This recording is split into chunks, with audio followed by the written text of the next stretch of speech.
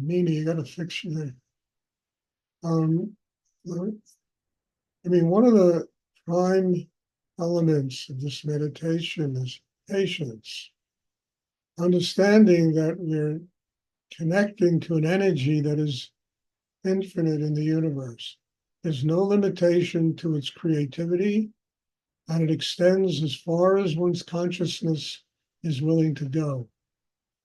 It takes patience, it takes time, and it's a step-by-step overcoming oneself, keeping ourselves from connecting with that energy, resistance, comfort, a state of being that doesn't want to let go. And, without the patience, without, this step-by-step letting go, you know, we get lost in the miasma, in the Maya, in the illusion of life, substituting it for what's real. What's real is a connection with spirit and allowing spirit to manifest and guide us consciously through our day. And it takes time just to mature enough inside to recognize the difference between what's an illusion and what's real. Illusions are tangible energies that come and go, and they're born, they die, they're built, and they become ruins. And most of life is intangible, these tangible energies that we struggle to obtain, and it's investing energy in what really is an illusion. And as I say all the time, we're not meant, we have to enjoy the illusion. Money and energy of that nature and material things and, things that, they come and go. While they come, we have to enjoy them. We have to enjoy the benefits that they give us in our life. At the same time, it takes time and patience to understand that these elements of Maya, of illusion, are not ends in themselves. They're just steps on a ladder that can get us closer to spiritual enlightenment if we recognize them for what they are. They're teachers that are telling us this is not the end of the voyage. The soul doesn't stop growing here. And once we begin to realize that, you understand, you get a taste of God, a taste of spirit, a taste of something that's so far beyond each and every one of us that it can do nothing but help us to grow every single day of our lives. All we have to do is it's almost like a biblical term. We have to make a covenant with it. We will do the work. We will do what is necessary to free ourselves from illusion.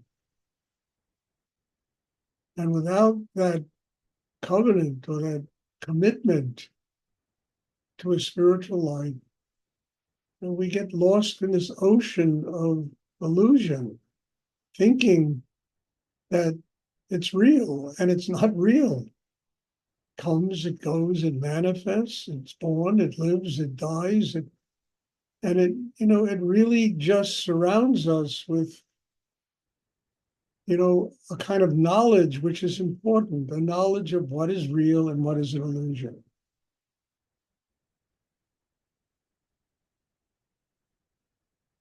And to do what I'm talking about requires patience, commitment, tapping a need inside oneself that goes so deep that it transcends the material world, transcends all this subjectified intelligence that we struggle for. These things that we think are going to make us happy that never really do.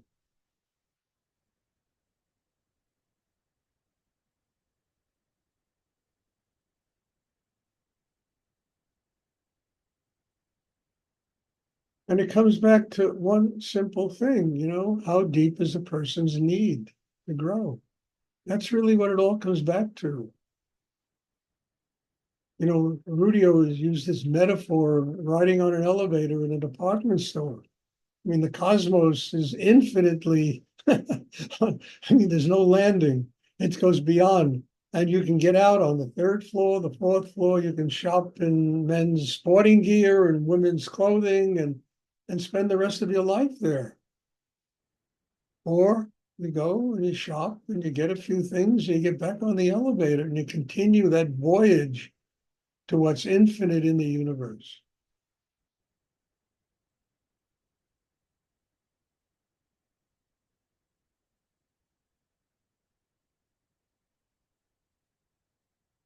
God. And try to define God. Not possible.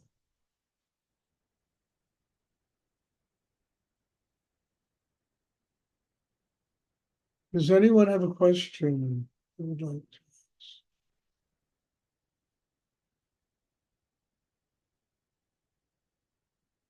So it gets back to how deep is one's need to have a spiritual life? Does one do meditation as therapy to overcome problems and emotional and mental conflicts in ourselves? That's fine, because meditation will take care of that. But in many cases with people, that is the end of the road.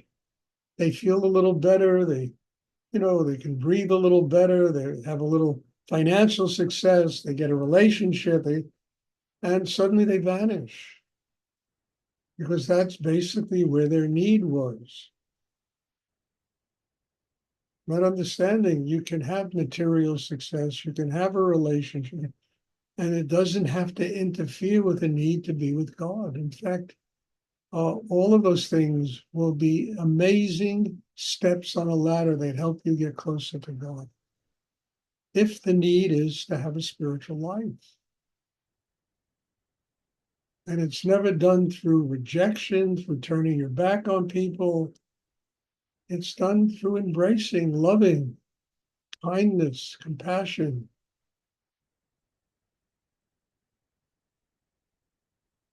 Learning how to work out one's karma. How do you work out your karma?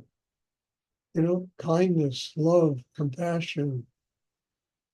Living in the world on the highest level of what it means to be human. Not knowing better than anybody else. That's one of the first steps. Letting everybody teach you what you have to do to grow.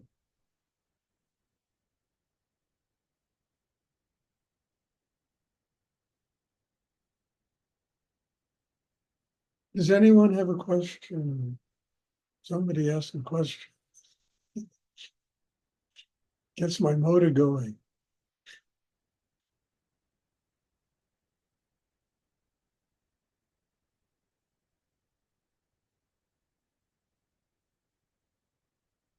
And we have to sign an agreement with Spirit.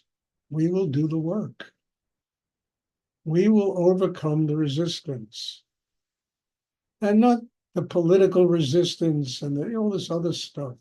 The resistance inside ourselves. The resistance to becoming a happy person.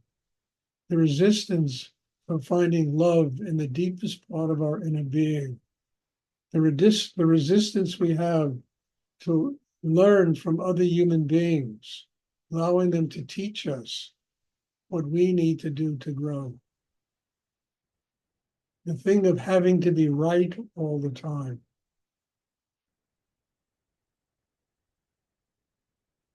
Once you're right, there's nowhere to go. It's the end. Boy, it stops. Better to be wrong. At least you can learn something and grow.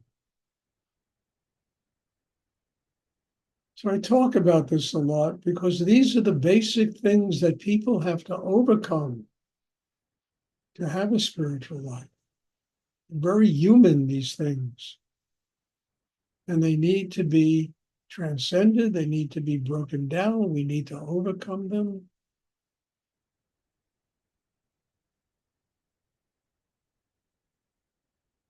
And find out what.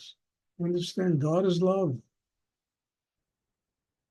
We're born here to learn how to live with open hearts. That is the reason the soul comes to the earth, to learn how to do that. Doesn't come here to make money.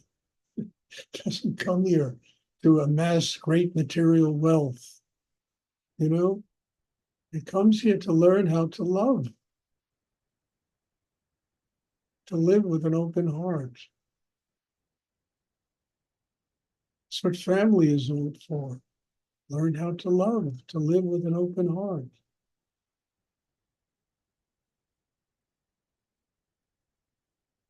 Does anyone have a question they would like to ask?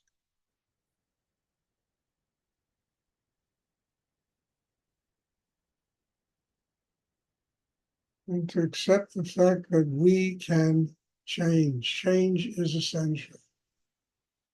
And to no longer be threatened by change.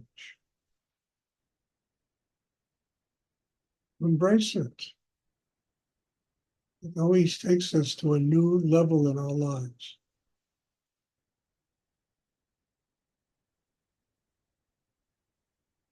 Does anyone have a question? Okay, I'm tired of asking that question. Right. Okay, there'll be class on Tuesday. God bless you all. As I end every class, I have enormous gratitude to be here, to be allowing every one of you to teach me what I need to do to grow. My deepest need is to be with God, to have a spiritual life. And I can't ever turn my back on what God sends me to do in order to develop an inner life, a chakra system that helps me to have a spirit. So thank you, and God bless you all. And there'll be a class on Tuesday, and I'm looking forward to seeing everyone. Thank you. Thank you, Stuart. Thank you, Stuart. Thank you.